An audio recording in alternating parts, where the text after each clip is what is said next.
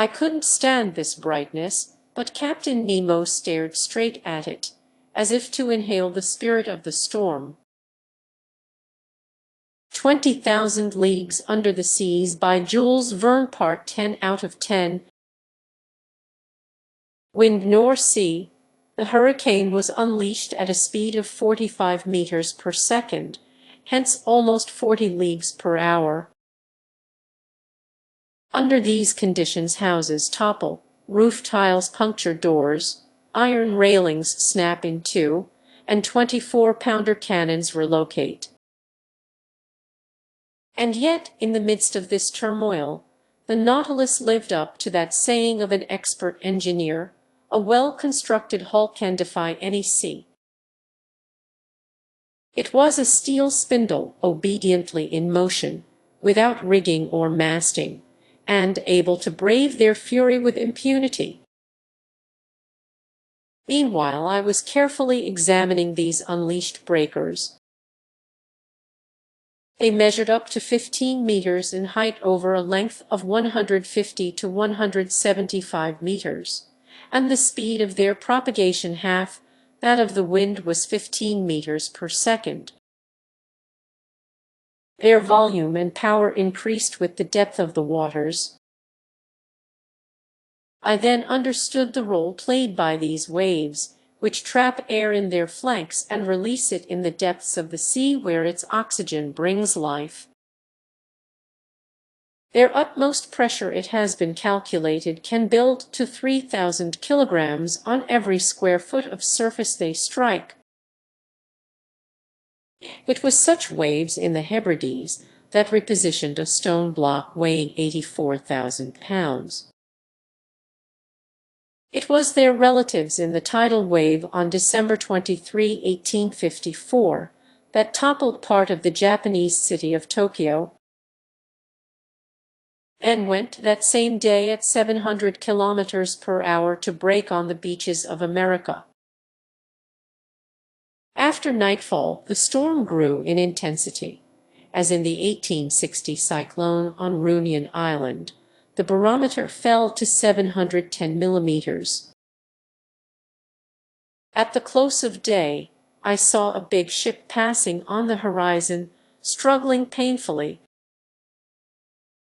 It lay to at half steam in an effort to hold steady on the waves.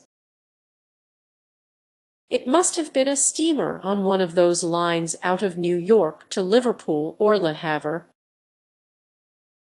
It soon vanished into the shadows. At 10 o'clock in the evening, the skies caught on fire. The air was streaked with violent flashes of lightning. A dreadful noise filled the air, a complicated noise made up of the roar of crashing breakers, the howl of the wind. Claps of thunder. The wind shifted to every point of the horizon, and the cyclone left the east to return there after passing through north, west, and south, moving in the opposite direction of revolving storms in the southern hemisphere. Oh, that Gulf Stream! It truly lives up to its nickname, the Lord of Storms. All by itself it creates these fearsome cyclones through the difference in temperature between its currents and the superimposed layers of air. The rain was followed by a downpour of fire. Droplets of water changed into exploding tufts. You would have thought Captain Nemo was courting a death worthy of himself, seeking to be struck by lightning. In one hideous pitching movement, the Nautilus reared its steel spur into the air like a lightning rod, and I saw long sparks shoot down it, shattered. At the end of my strength, I slid flat on my belly to the hatch. I opened it and went below to the lounge. By then, the storm had reached its maximum intensity. It was impossible to stand upright inside the Nautilus. Captain Nemo re-entered near midnight. I could hear the ballast tanks filling little by little, and the Nautilus sank gently beneath the surface of the waves. Through the lounge's open windows, I saw large, frightened fish passing like phantoms in the fiery waters. Some were struck by lightning right before my eyes. The Nautilus kept descending. I thought it would find calm again at 15 meters down. No, the upper strata were too violently agitated. It needed to sink to 50 meters, searching for a resting place in the bowels of the sea. But once there, what tranquility we found, what silence, what peace all around us! Who would have known that a dreadful hurricane was then unleashed on the surface of this ocean? Chapter 20. In latitude 47 degrees 24 and longitude 17 degrees 28. In the aftermath of this storm, we were thrown back to the east. Away went any hope of escaping to the landing places of New York or the St. Lawrence. In despair, poor Ned went into seclusion like Captain Nemo. Conseil and I no longer left each other. As I said, the Nautilus veered to the east. To be more accurate, I should have said to the northeast. Sometimes on the surface of the waves, sometimes beneath them, the ship wandered for days amid these mists so feared by navigators. These are caused chiefly by melting ice, which keeps the air extremely damp. How many ships have perished in these waterways as they tried to get directions from the hazy lights on the coast? How many casualties have been caused by these opaque mists? How many collisions have occurred with these reefs? Where the breaking surf is covered by the noise of the wind, how many vessels have rammed each other, despite their running lights? Despite the warnings given by their bosun's pipes and alarm bells. So the floor of this sea had the appearance of a battlefield where every ship defeated by the ocean still lay. Some already old and encrusted, others newer and reflecting our beacon light on their ironwork and copper undersides.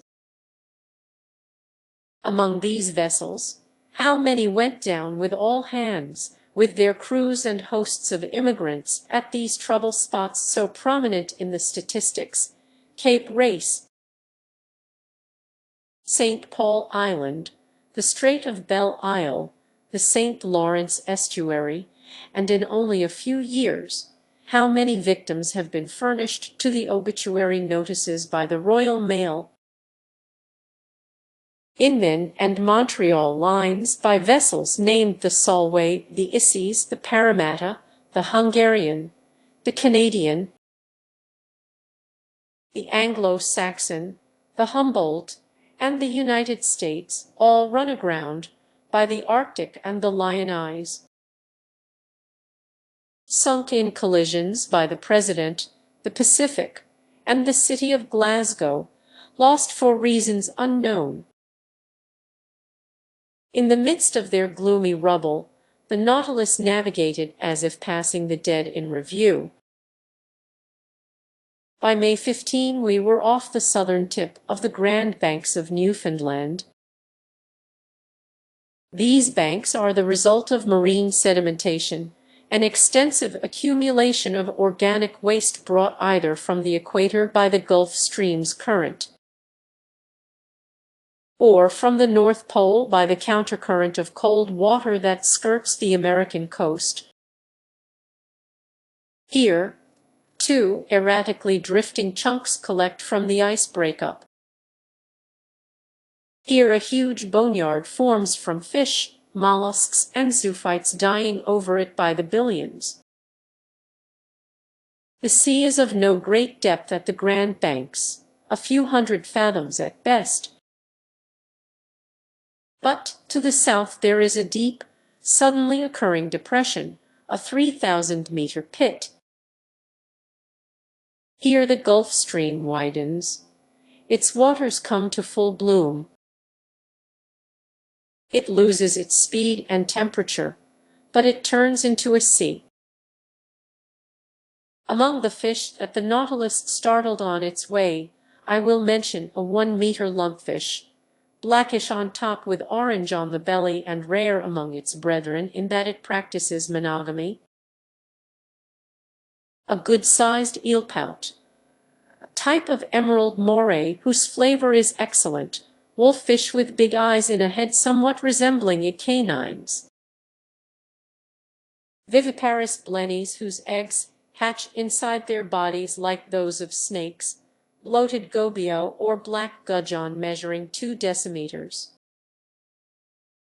Grenadiers with long tails and gleaming with a silvery glow, speedy fish venturing far from their high Arctic seas. Our nets also hauled in a bold, daring, vigorous, and muscular fish armed with prickles on its head and stings on its fins. A real scorpion measuring 2 to 3 meters, the ruthless enemy of cod, blennies, and salmon.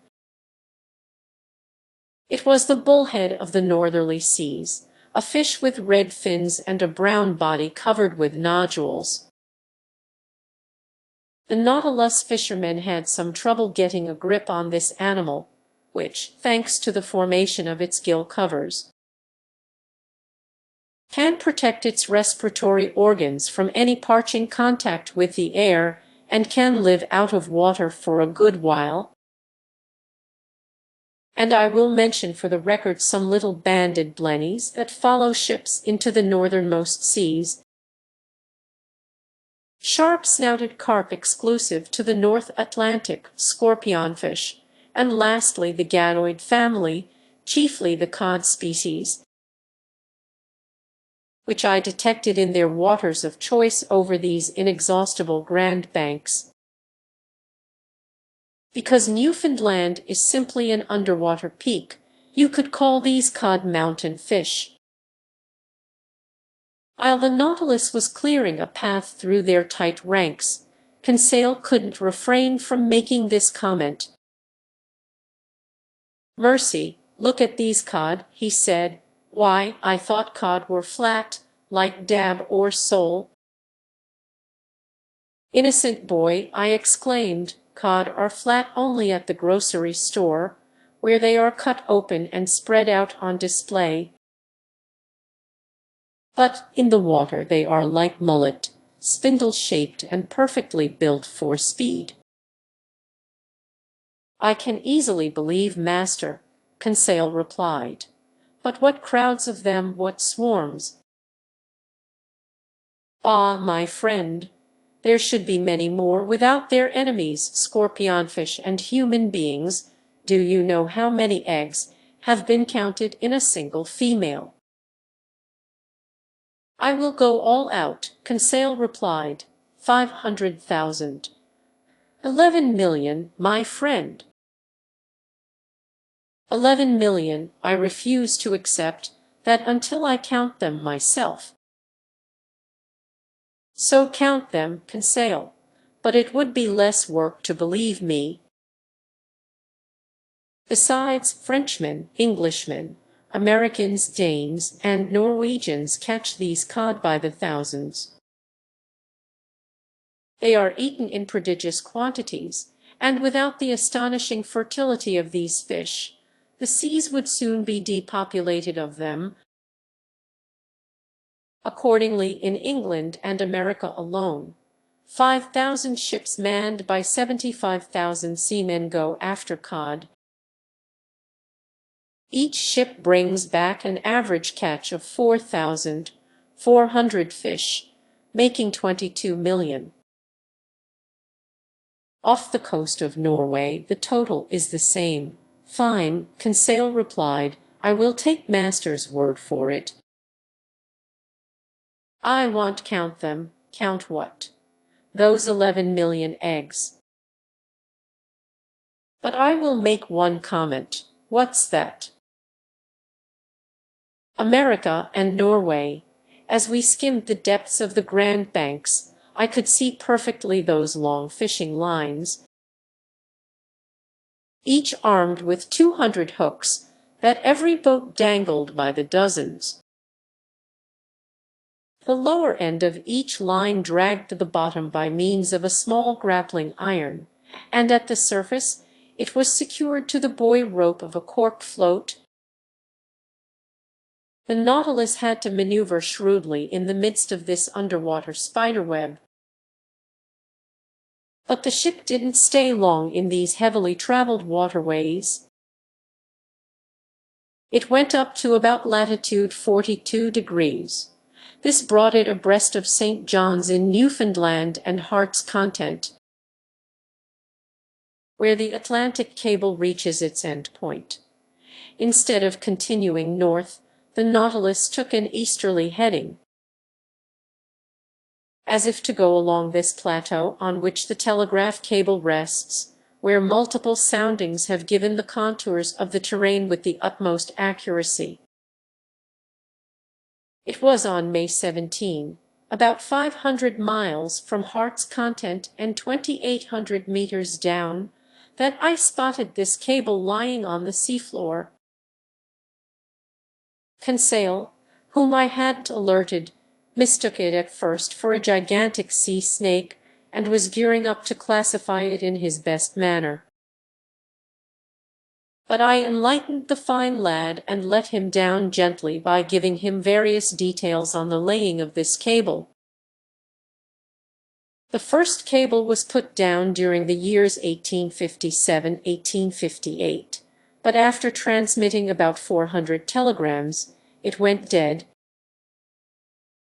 In 1863, engineers built a new cable that measured 3,400 kilometers, weighed 4,500 metric tons, and was shipped aboard the Great Eastern. This attempt also failed. Now then, on May 25, while submerged to a depth of 3,836 meters, the Nautilus lay in precisely the locality where this second cable suffered the rupture that ruined the undertaking. It happened 638 miles from the coast of Ireland. At around 2 o'clock in the afternoon, all contact with Europe broke off. The electricians on board decided to cut the cable before fishing it up, and by 11 o'clock that evening they had retrieved the damaged part. They repaired the joint and its splice, then the cable was resubmerged. But a few days later, it snapped again and couldn't be recovered from the ocean depths. These Americans refused to give up. The daring Cyrus Field, who had risked his whole fortune to promote this undertaking, called for a new bond issue. It sold out immediately. Another cable was put down under better conditions. Its sheaves of conducting wire were insulated within a gutta-percha covering, which was protected by a padding of textile material enclosed in a metal sheath. The Great Eastern put back to sea on July 13, 1866. The operation proceeded apace. Yet there was one hitch. As they gradually unrolled this third cable, the electricians observed on several occasions that someone had recently driven nails into it. Trying to damage its core, Captain Anderson, his officers, and the engineers put their heads together, then posted a warning that, if the culprit were detected, he would be thrown overboard without a trial. After that, these villainous attempts were not repeated. By July 23, the Great Eastern was lying no farther than 800 kilometers from Newfoundland when it received telegraphed news from Ireland of an armistice signed between Prussia and Austria after the Battle of Sadova. Through the mists on the 27th, it sighted the port of Heart's Content. The undertaking had ended happily, and in its first dispatch, young America addressed old Europe with these wise words so rarely understood: "Glory to God in the highest,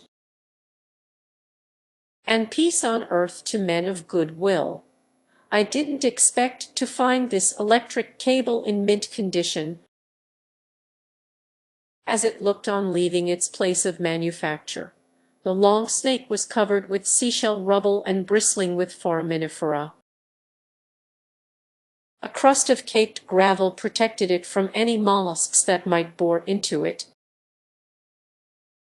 It rested serenely sheltered from the sea's motions, under a pressure favorable to the transmission of that electric spark that goes from America to Europe in 32/100 of a second. This cable will no doubt last indefinitely because, as observers note, its gutta-percha casing is improved by a stay in salt water. Besides, on this well-chosen plateau, the cable never lies at depths that could cause a break. The Nautilus followed it to its lowest reaches, located 4,431 meters down, and even there it rested without any stress or strain. Then we returned to the locality where the 1863 accident had taken place. There the ocean floor formed a valley 120 kilometers wide, into which you could fit Mt. Blanc without its summit poking above the surface of the waves. This valley is closed off to the east by a sheer wall 2,000 meters high. We arrived there on May 28, and the Nautilus lay no farther than 150 kilometers from Ireland. Would Captain Nemo head up north and beach us on the British Isles? No. Much to my surprise, he went back down south and returned to European seas.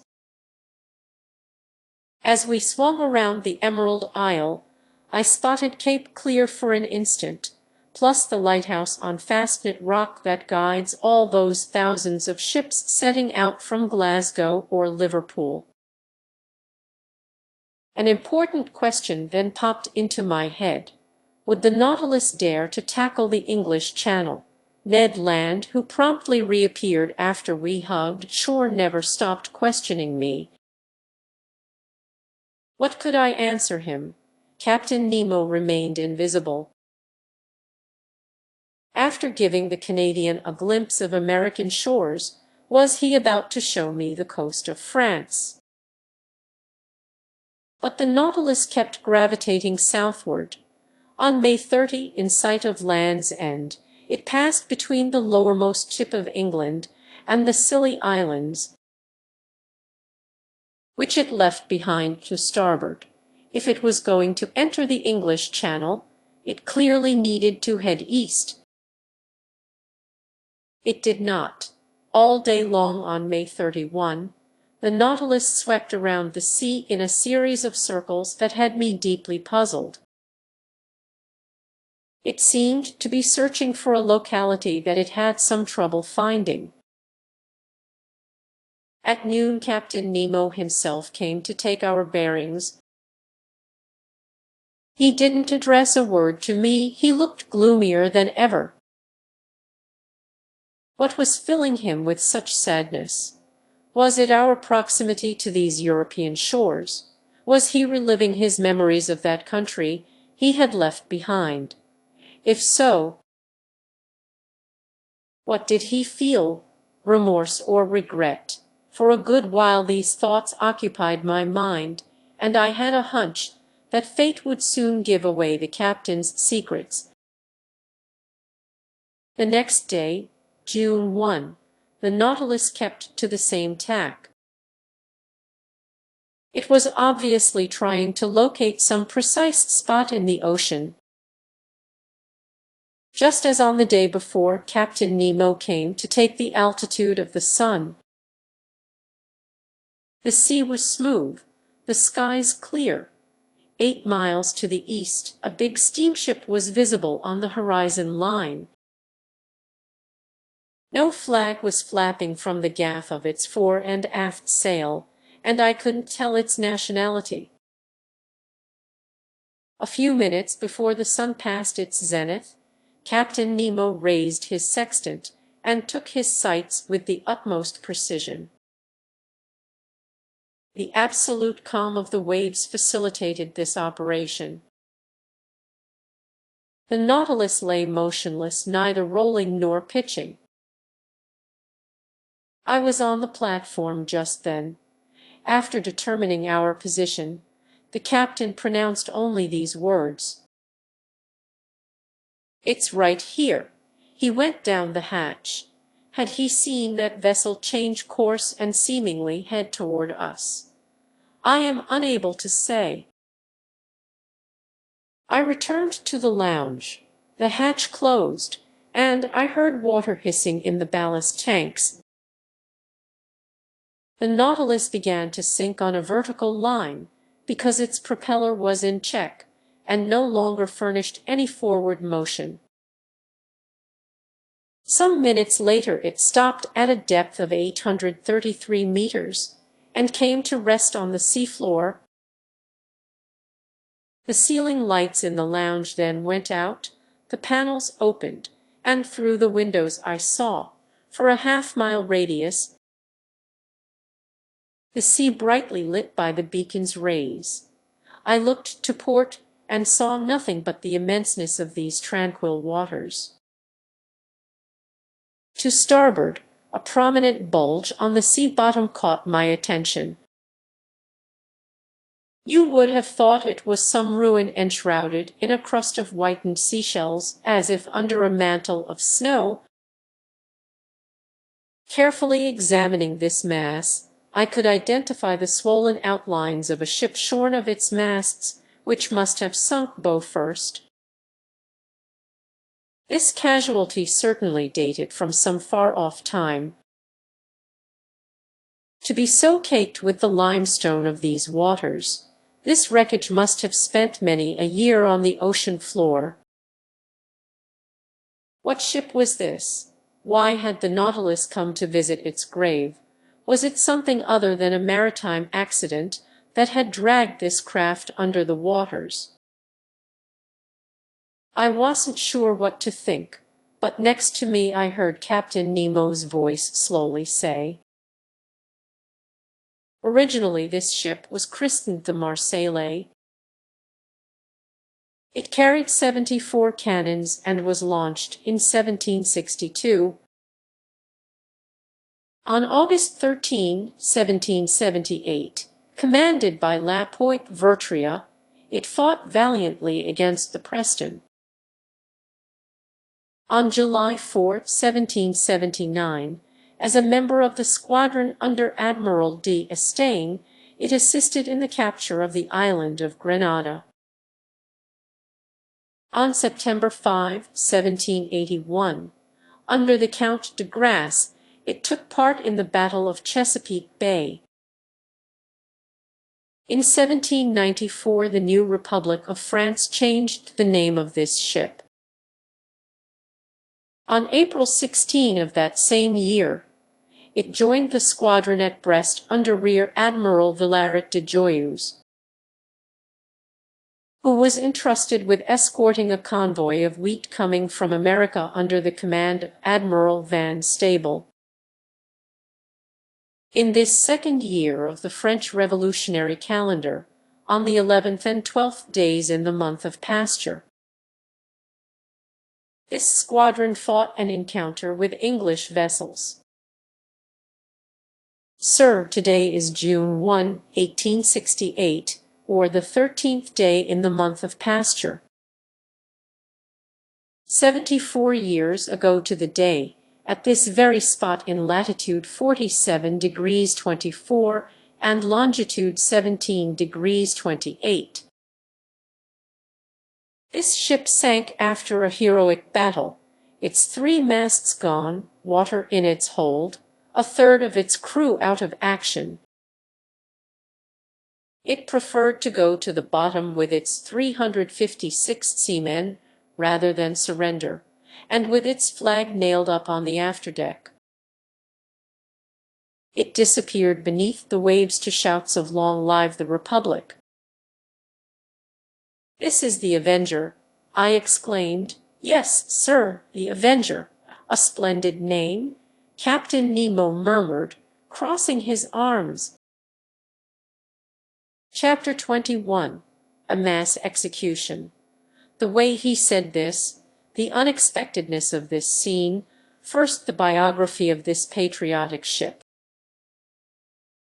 then the excitement with which this eccentric individual pronounced these last words, the name Avenger, whose significance could not escape me, all this, taken together, had a profound impact on my mind. My eyes never left the captain.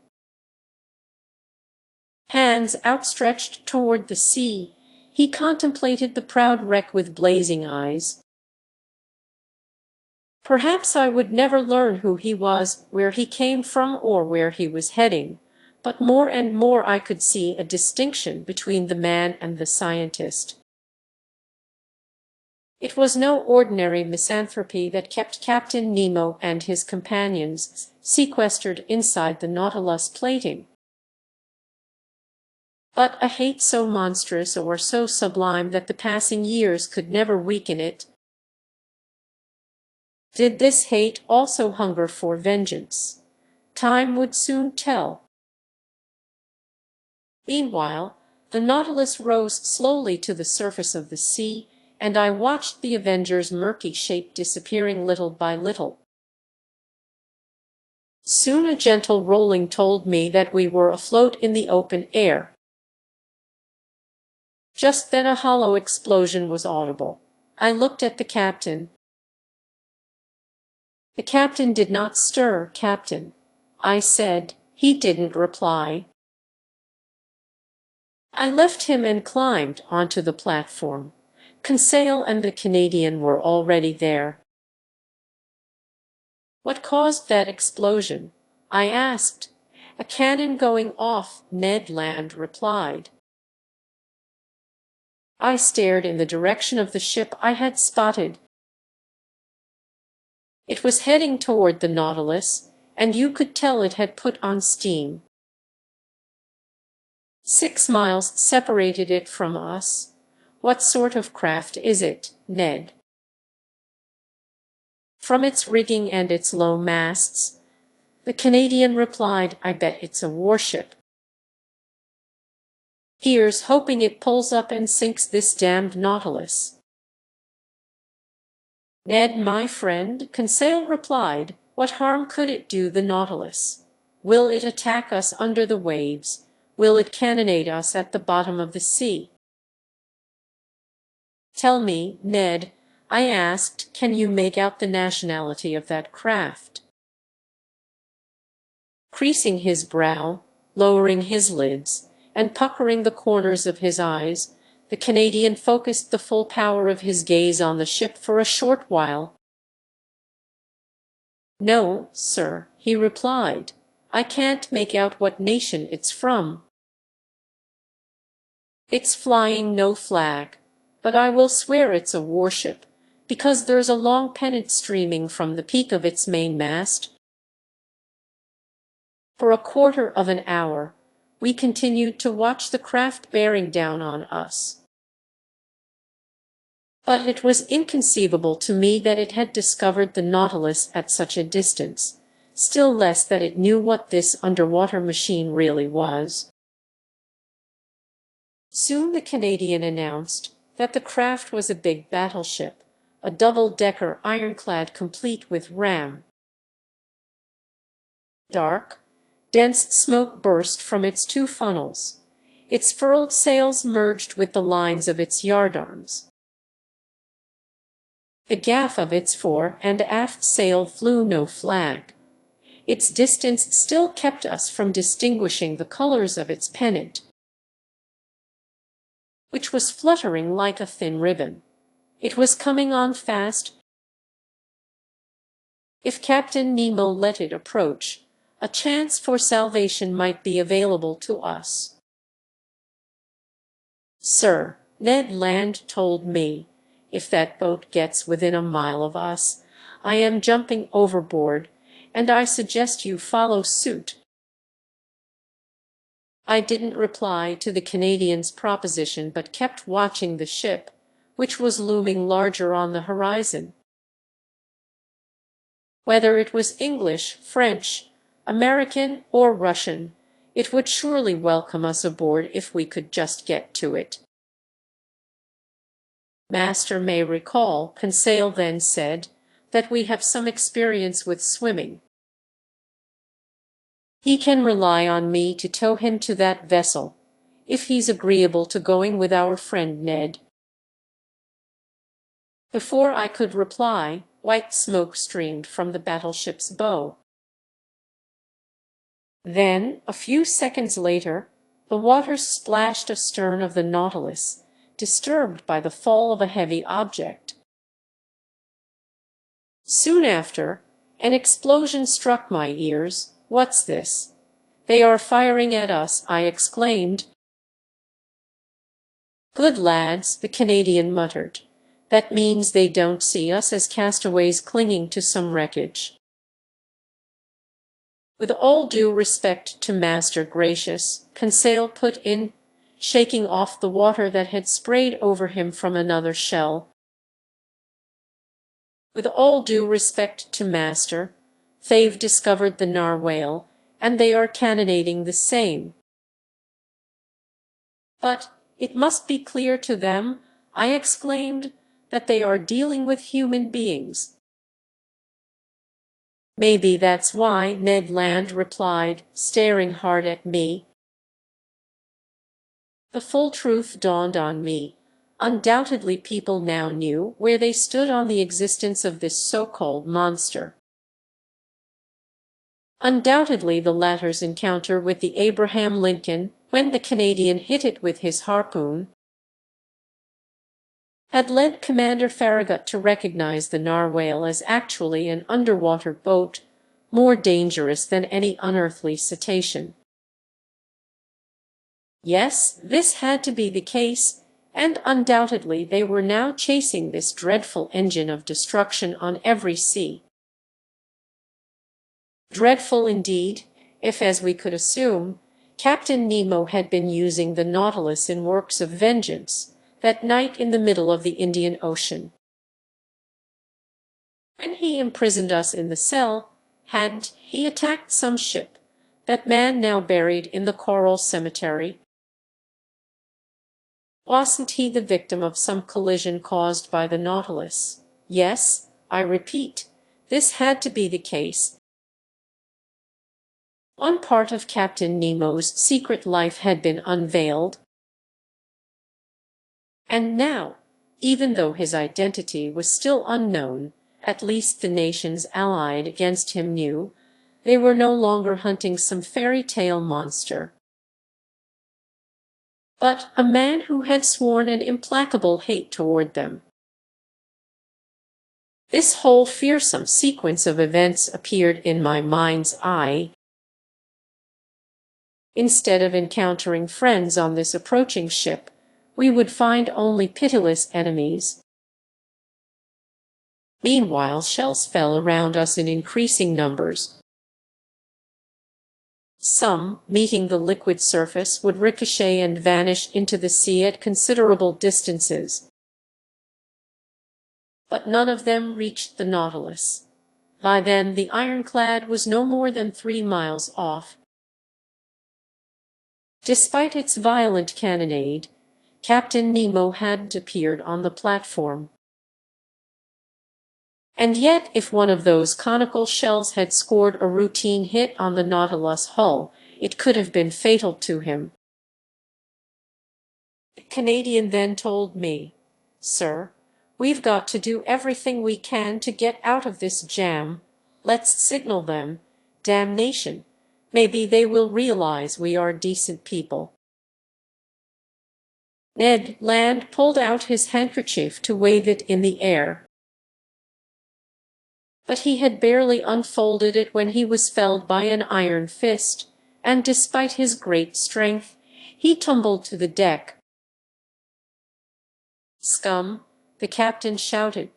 "Do you want to be nailed to the Nautilus spur before it charges that ship?" Dreadful to hear, Captain Nemo was even more dreadful to see. His face was pale from some spasm of his heart, which must have stopped beating for an instant. His pupils were hideously contracted. His voice was no longer speaking, it was bellowing. Bending from the waist, he shook the Canadian by the shoulders. Then, dropping Ned and turning to the battleship, whose shells were showering around him. "O ship of an accursed nation, you know who I am," he shouted in his powerful voice. "And I don't need your colors to recognize you. Look, I will show you mine." And in the bow of the platform, Captain Nemo unfurled a black flag like the one he had left planted at the South Pole. Just then a shell hit the Nautilus hull obliquely, failed to breach it, ricocheted near the captain, and vanished into the sea. Captain Nemo shrugged his shoulders. Then, addressing me, "Go below," he told me in a curt tone. "You and your companions, go below." "Sir," I exclaimed, "are you going to attack this ship?" "Sir, I am going to sink it. You wouldn't." "I will," Captain Nemo replied icily. "You are ill-advised to pass judgment on me, sir. Fate has shown you what you weren't meant to see. The attack has come. Our reply will be dreadful. Get back inside." "From what country is that ship?" "You don't know, fine. So much the better. At least its nationality will remain a secret to you." "Go below," the Canadian Conseil, and I could only obey. Some 15 of the Nautilus seamen surrounded their captain and stared with a feeling of implacable hate at the ship bearing down on them. You could feel the same spirit of vengeance enkindling their every soul. I went below just as another projectile scraped the Nautilus hull, and I heard the captain exclaim, "Shoot, you demented vessel! Shower your futile shells!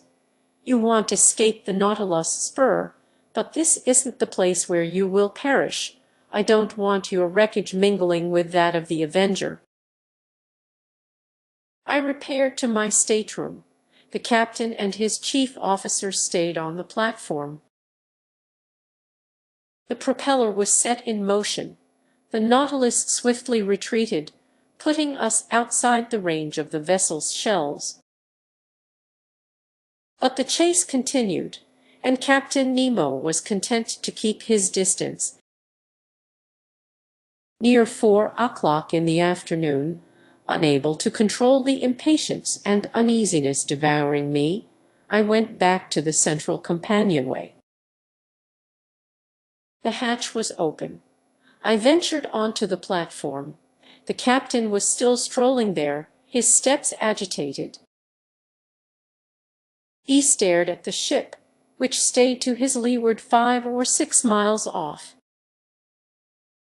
He was circling it like a wild beast, drawing it eastward, letting it chase after him. Yet he didn't attack. Was he, perhaps, still undecided? I tried to intervene one last time, but I had barely queried Captain Nemo when the latter silenced me. "I am the law, I am the tribunal, I am the oppressed, and there are my oppressors. Thanks to them, I've witnessed the destruction of everything I loved, cherished, and venerated: homeland, wife, children, father, And mother, there lies everything I hate, not another word out of you." I took a last look at the battleship, which was putting on steam, and I rejoined Ned and Conseil. "We will escape," I exclaimed. "Good," Ned put in. "Where's that ship from?" "I've no idea. But wherever it's from, it will sink before nightfall. In any event, it's better to perish with it than be accomplices in some act of revenge, whose merits we can't gauge." "That's my feeling," Ned Land replied coolly. "Let's wait for nightfall." Night fell. A profound silence reigned on board. The compass indicated that the Nautilus had changed direction. I could hear the beat of its propeller, churning the waves with steady speed. Staying on the surface of the water, it rolled gently, sometimes to one side, sometimes to the other. My companions and I had decided to escape as soon as the vessel came close enough for us to be heard or seen. Because the moon would wax full in 3 days and was shining brightly. Once we were aboard that ship, if we couldn't ward off the blow that threatened it, at least we could do everything that circumstances permitted. Several times I thought the Nautilus was about to attack, but it was content to let its adversary approach, and then it would quickly resume its retreating ways. Part of the night passed without incident. We kept watch for an opportunity to take action. We talked little, being too keyed up. Ned Land was all for jumping overboard. I forced him to wait. As I saw it, the Nautilus would attack the double-decker on the surface of the waves, and then it would be not only possible but easy to escape. At 3 o'clock in the morning, full of uneasiness, I climbed onto the platform. Captain Nemo hadn't left it. He stood in the bow next to his flag, which a mild breeze was unfurling above his head. His eyes never left that vessel. The extraordinary intensity of his gaze seemed to attract it, beguile it, and draw it more surely than if he had it in tow. The moon then passed its zenith. Jupiter was rising in the east. In the midst of this placid natural setting, sky and ocean competed with each other in tranquility, and the sea offered the orb of night the loveliest mirror ever to reflect its image. And when I compared this deep calm of the elements with all the fury seething inside the plating of this barely perceptible Nautilus, I shivered all over. The vessel was 2 miles off. It drew nearer, always moving toward the phosphorescent glow that signaled the Nautilus' presence. I saw its green and red running lights, plus the white lantern hanging from the large stay of its foremast. Hazy flickerings were reflected on its rigging and indicated that its furnaces were pushed to the limit. Showers of sparks and cinders of flaming coal escaped from its funnels, spangling the air with stars. I stood there until 6 o'clock in the morning, Captain Nemo never seeming to notice me. The vessel lay 1.5 miles off, and with the first glimmers of daylight, it resumed its cannonade. The time couldn't be far away when the Nautilus would attack its adversary, and my companions, and I would leave forever this man I dared not judge. I was about to go below to alert them, when the chief officer climbed onto the platform. Several seamen were with him. Captain Nemo didn't see them or didn't want to see them. They carried out certain procedures that, on the Nautilus, you could call clearing the decks for action. They were quite simple. The man ropes that formed a handrail around the platform were lowered. Likewise, the pilot house and the beacon housing were withdrawn into the hull until they lay exactly flush with it. The surface of this long sheet iron cigar no longer offered a single protrusion that could hamper its maneuvers. I returned to the lounge. The Nautilus still emerged above the surface. A few morning gleams infiltrated the liquid strata. Beneath the undulations of the billows, the windows were enlivened by the blushing of the rising sun. That dreadful day of June 2 had dawned. At 7 o'clock the log told me that the Nautilus had reduced speed. I realized that it was letting the warship approach. Moreover, the explosions grew more intensely audible. Shells furrowed the water around us, drilling through it with an odd hissing sound. "My friends," I said, "it's time. Let's shake hands, and may God be with us." Ned Land was determined, Conseil calm, I myself nervous and barely in control. We went into the library. Just as I pushed open the door leading to the well of the central companionway, I heard the hatch close sharply overhead. The Canadian leaped up the steps, but I stopped him. A well-known hissing told me that water was entering the ship's ballast tanks. Indeed, in a few moments the Nautilus had submerged some meters below the surface of the waves. I understood this maneuver. It was too late to take action. The Nautilus wasn't going to strike the double-decker where it was clad in impenetrable iron armor, but below its waterline, where the metal carapace no longer protected its planking. We were prisoners once more, unwilling spectators at the performance of this gruesome drama. But we barely had time to think.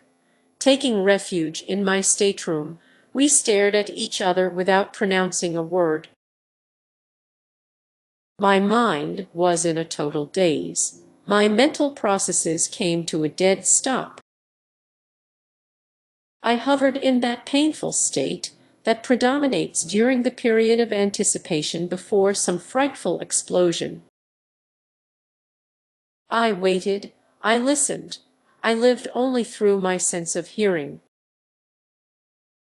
Meanwhile, the Nautilus' speed had increased appreciably. So it was gathering momentum. Its entire hull was vibrating. Suddenly I let out a yell. There had been a collision, but it was comparatively mild. I could feel the penetrating force of the steel spur. I could hear scratchings and scrapings. Carried away with its driving power, the Nautilus had passed through the vessel's mass like a sailmaker's needle through canvas. I couldn't hold still, frantic, going insane. I leaped out of my stateroom and rushed into the lounge. Captain Nemo was there, mute, gloomy, implacable. He was staring through the port panel. An enormous mass was sinking beneath the waters, and the Nautilus, missing none of its death throes, was descending into the depths with it. 10 meters away, I could see its gaping hull, into which water was rushing with a sound of thunder, then its double rows of cannons and railings. Its deck was covered with dark, quivering shadows. The water was rising. Those poor men leaped up into the shrouds, clung to the masts, writhed beneath the waters. It was a human anthill that an invading sea had caught by surprise. Paralyzed, rigid with anguish, my hair standing on end, my eyes popping out of my head, short of breath, suffocating, speechless, I stared.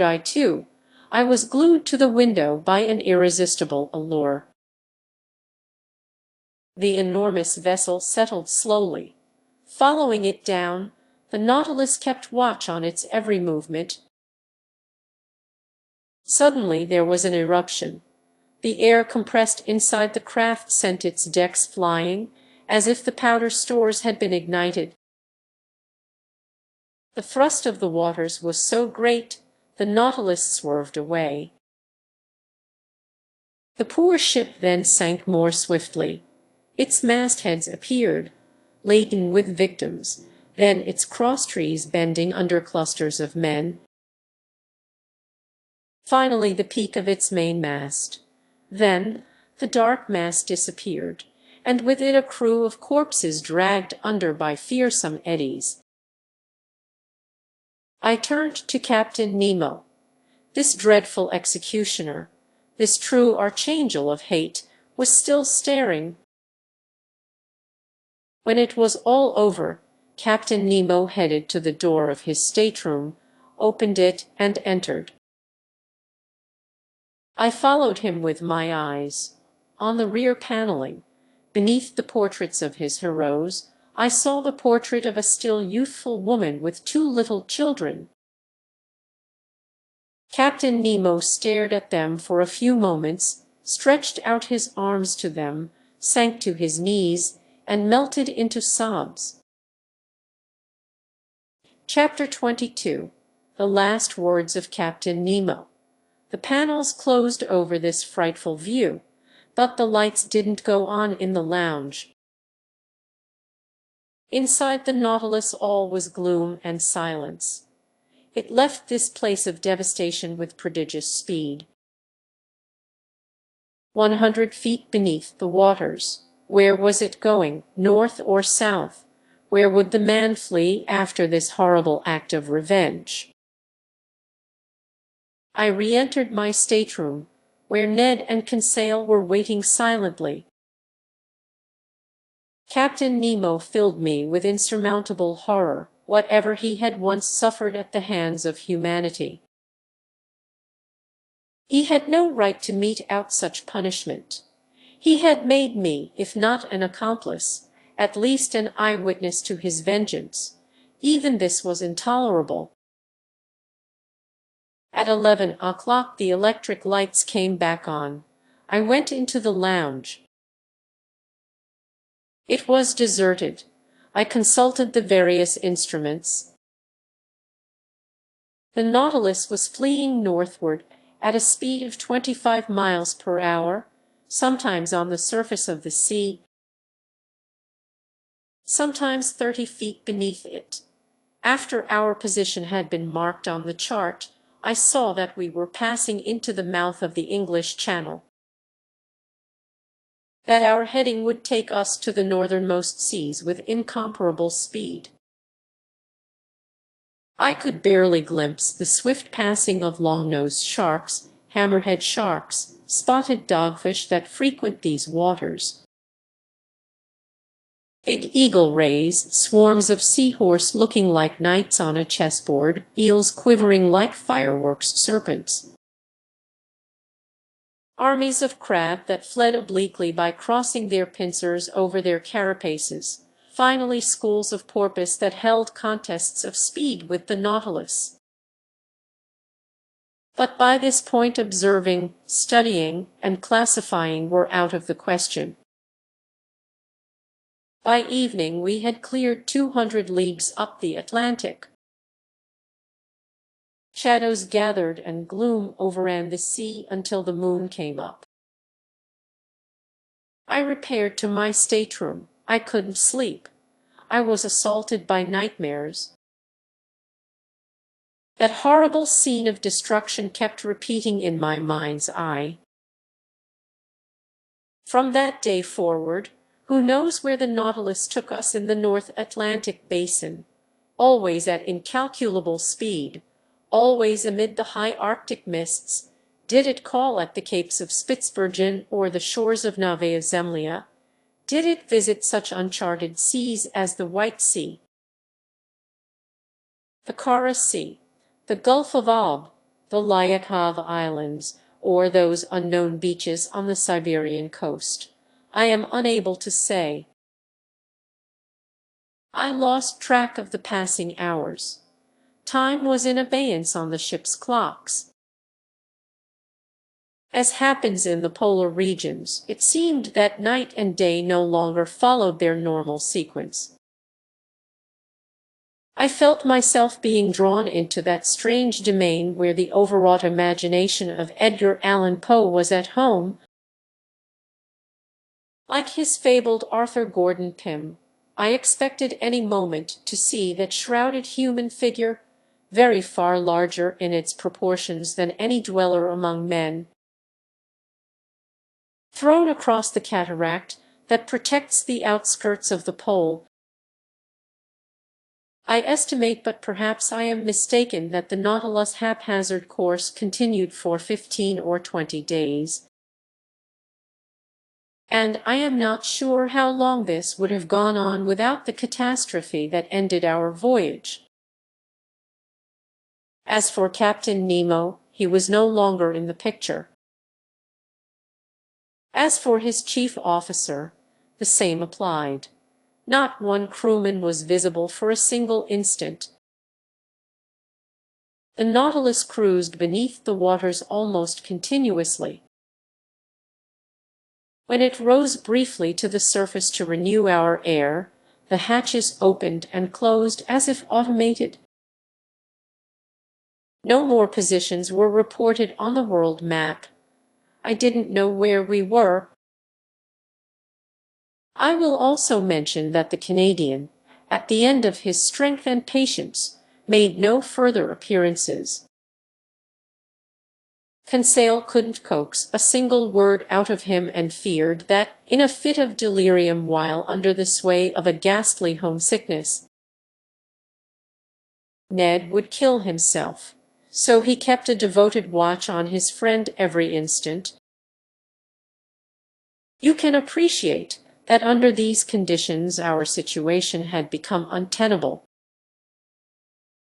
One morning, whose date I am unable to specify, I was slumbering near the first hours of daylight, a painful,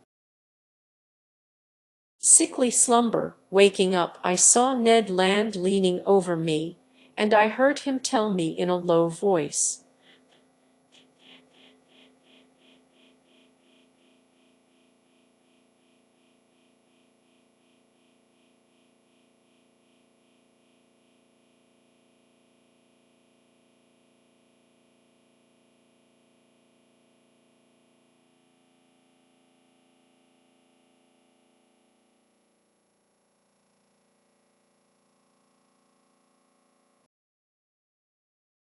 "We are going to escape." I sat up. "When?" I asked. "Tonight. There doesn't seem to be any supervision left on the Nautilus. You should think a total daze was reigning on board." "Will you be ready, sir?" "Yes." "Where are we?" "I saw it through the mists just this morning, 20 miles to the east." "What land is it?" "I've no idea, but whatever it is, there we will take refuge." "Yes, Ned, we will escape tonight even if the sea swallows us up." The sea's rough, the wind's blowing hard, but a 20-mile run in the Nautilus' nimble longboat doesn't scare me. Unknown to the crew, I've stowed some food and flasks of water inside. "I am with you. What's more," the Canadian added, "if they catch me, I will defend myself. I will fight to the death." Then we will die together, Ned, my friend. My mind was made up. The Canadian left me. I went out on the platform, where I could barely stand upright against the jolts of the billows. The skies were threatening, but land lay inside those dense mists, and we had to escape. Not a single day, or even a single hour, could we afford to lose. I returned to the lounge, dreading yet desiring an encounter with Captain Nemo, wanting yet not wanting to see him. What would I say to him? How could I hide the involuntary horror he inspired in me? No, it was best not to meet him face to face, best to try and forget him, and yet— How long that day seemed, the last I would spend aboard the Nautilus. I was left to myself. Ned Land and Conseil avoided speaking to me, afraid they would give themselves away. At 6 o'clock I ate supper, but I had no appetite. Despite my revulsion, I forced it down, wanting to keep my strength up. At 6:30 Ned Land entered my stateroom. He told me, "We want to see each other again before we go. At 10 o'clock the moon won't be up yet. We will take advantage of the darkness. Come to the skiff. Conseil and I will be inside waiting for you." The Canadian left without giving me time to answer him. I wanted to verify the Nautilus heading. I made my way to the lounge. We were racing north-northeast with frightful speed, 50 meters down. I took one last look at the natural wonders and artistic treasures amassed in the museum, this unrivaled collection doomed to perish someday in the depths of the seas. Together with its curator, I wanted to establish one supreme impression in my mind. I stayed there an hour, basking in the aura of the ceiling lights, passing in review the treasures shining in their glass cases. Then I returned to my stateroom. There I dressed in sturdy seafaring clothes. I gathered my notes and packed them tenderly about my person. My heart was pounding mightily. I couldn't curb its pulsations. My anxiety and agitation would certainly have given me away if Captain Nemo had seen me. What was he doing just then? I listened at the door to his stateroom. I heard the sound of footsteps. Captain Nemo was inside. He hadn't gone to bed. With his every movement, I imagined, he would appear and ask me why I wanted to escape. I felt in a perpetual state of alarm. My imagination magnified this sensation. The feeling became so acute, I wondered whether it wouldn't be better to enter the captain's stateroom, dare him face to face, brave it out with word and deed. It was an insane idea. Fortunately, I controlled myself and stretched out on the bed to soothe my bodily agitation. My nerves calmed a little, but with my brain so aroused, I did a swift review of my whole existence aboard the Nautilus. Every pleasant or unpleasant incident that had crossed my path since I went overboard from the Abraham Lincoln, the underwater hunting trip, the Torres Strait, our running aground, the savages of Papua, the Coral Cemetery, the Suez Passageway, the island of Santorini, the Cretan Diver, the Bay of Vigo, Atlantis, the Ice Bank, the South Pole, our imprisonment in the ice, the battle with the devilfish, the storm in the Gulf Stream, the Avenger, and that horrible scene of the vessel sinking with its crew. All these events passed before my eyes like backdrops unrolling upstage in a theater. In this strange setting, Captain Nemo then grew fantastically. His features were accentuated, taking on superhuman proportions. He was no longer my equal. He was the man of the waters, the spirit of the seas. By then it was 9:30. I held my head in both hands to keep it from bursting. I closed my eyes. I no longer wanted to think. Half-hour still to wait. Half-hour of nightmares that could drive me insane. Just then I heard indistinct chords from the organ, melancholy harmonies from some undefinable hymn, actual pleadings from a soul trying to sever its earthly ties. I listened with all my senses at once, barely breathing, immersed like Captain Nemo in this musical trance that was drawing him beyond the bounds of this world. Then a sudden thought terrified me. Captain Nemo had left his stateroom. He was in the same lounge I had to cross in order to escape.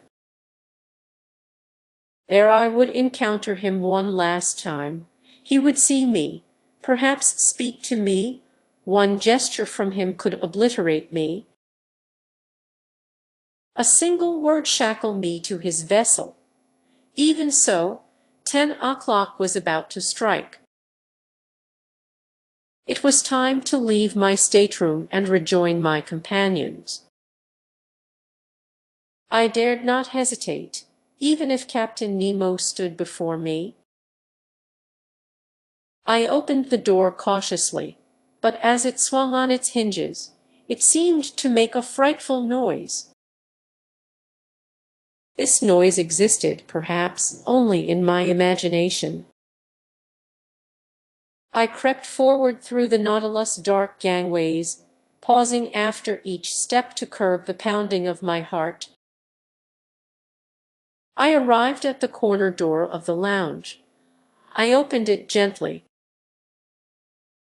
The lounge was plunged in profound darkness. Chords from the organ were reverberating faintly. Captain Nemo was there. He didn't see me even in broad daylight. I doubt that he would have noticed me. So completely was he immersed in his trance. I inched over the carpet, avoiding the tiniest bump whose noise might give me away. It took me 5 minutes to reach the door at the far end, which led into the library. I was about to open it when a gasp from Captain Nemo nailed me to the spot. I realized that he was standing up. I even got a glimpse of him, because some rays of light from the library had filtered into the lounge. He was coming toward me, arms crossed, silent, not walking but gliding like a ghost. His chest was heaving, swelling with sobs, and I heard him murmur these words, the last of his to reach my ears.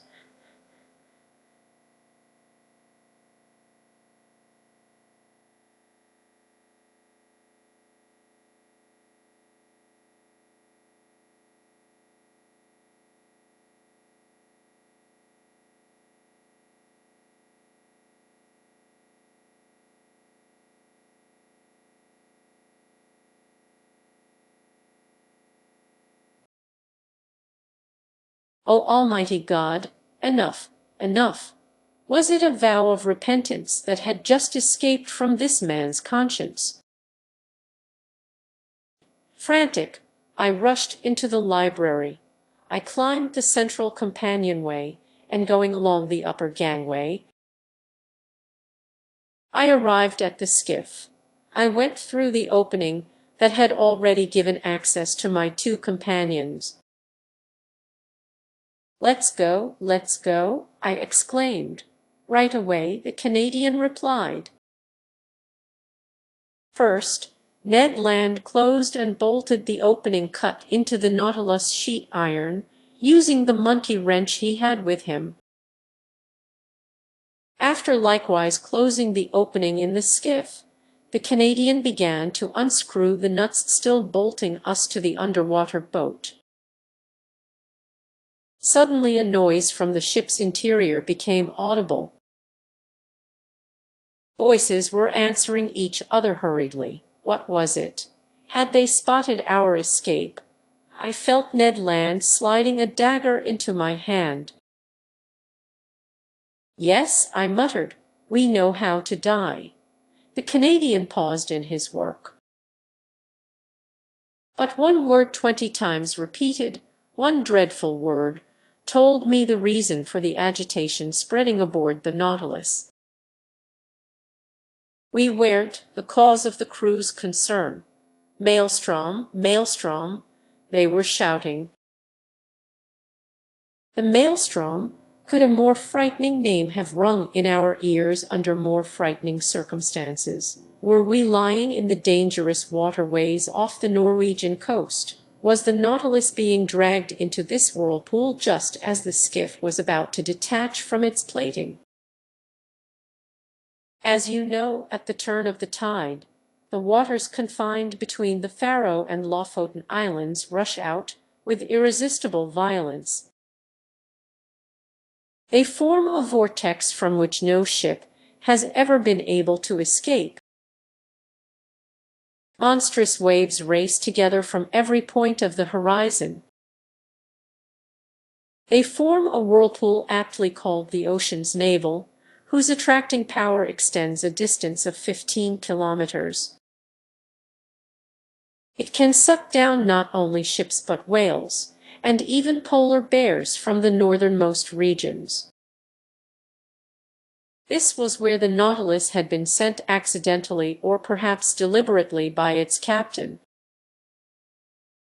It was sweeping around in a spiral whose radius kept growing smaller and smaller. The skiff, still attached to the ship's plating, was likewise carried around at dizzying speed. I could feel us whirling. I was experiencing that accompanying nausea that follows such continuous spinning motions. We were in dread, in the last stages of sheer horror, our blood frozen in our veins, our nerves numb, drenched in cold sweat as if from the throes of dying. And what a noise around our frail skiff! What roars echoing from several miles away! What crashes from the waters breaking against sharp rocks on the seafloor! Where the hardest objects are smashed, where tree trunks are worn down and worked into a shaggy fur, as Norwegians express it. What a predicament! We were rocking frightfully. The Nautilus defended itself like a human being. Its steel muscles were cracking. Sometimes it stood on end, the three of us along with it. "We've got to hold on tight," Ned said, "and screw the nuts down again, if we can stay attached to the Nautilus. We can still make it." He hadn't finished speaking when a cracking sound occurred. The nuts gave way, and ripped out of its socket, the skiff was hurled like a stone from a sling into the midst of the vortex. My head struck against an iron timber, and with this violent shock I lost consciousness. Chapter 23 Conclusion. We come to the conclusion of this voyage under the seas. What happened that night?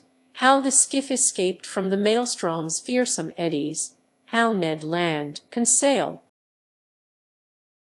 and I got out of that whirlpool, I am unable to say. When I regained consciousness, I was lying in a fisherman's hut on one of the Lofoten Islands. My two companions, safe and sound, were at my bedside clasping my hands. We embraced each other heartily. Just now we can't even dream of returning to France. Travel between Upper Norway and the south is limited, so I have to wait for the arrival of a steamboat that provides the monthly service from North Cape. So it is here, among these gallant people who have taken us in, that I am reviewing my narrative of these adventures. It is accurate. Not a fact has been omitted, not a detail has been exaggerated. It's the faithful record of this inconceivable expedition into an element now beyond human reach, but where progress will someday make great inroads. Will anyone believe me? I don't know, but ultimately it's unimportant. What I can now assert is that I've earned the right to speak of these seas, beneath which in less than 10 months I've cleared 20,000 leagues in this underwater tour of the world that has shown me so many wonders across the Pacific, the Indian Ocean, the Red Sea, the Mediterranean, the Atlantic, the southernmost and northernmost seas. But what happened to the Nautilus? Did it withstand the maelstrom's clutches? Is Captain Nemo alive? Is he still under the ocean pursuing his frightful program of revenge? Or did he stop after that latest mass execution? Will the waves someday deliver that manuscript that contains his full life story? Will I finally learn the man's name? Will the nationality of the stricken warship tell us the nationality of Captain Nemo? I hope so. I likewise hope that his powerful submersible has defeated the sea inside its most dreadful whirlpool, that the Nautilus has survived where so many ships have perished. If this is the case and Captain Nemo still inhabits the ocean, his adopted country, may the hate be appeased in that fierce heart, and the scientist continue his peaceful exploration of the seas. If his destiny is strange, it's also sublime. Haven't I encompassed it myself? Didn't I lead 10 months of this otherworldly existence? Thus to that question asked 6,000 years ago in the book of Ecclesiastes, who can fathom the soundless depths? 2 men out of all humanity have now earned the right to reply. Captain Nemo and I. End of the second part. Thanks for watching.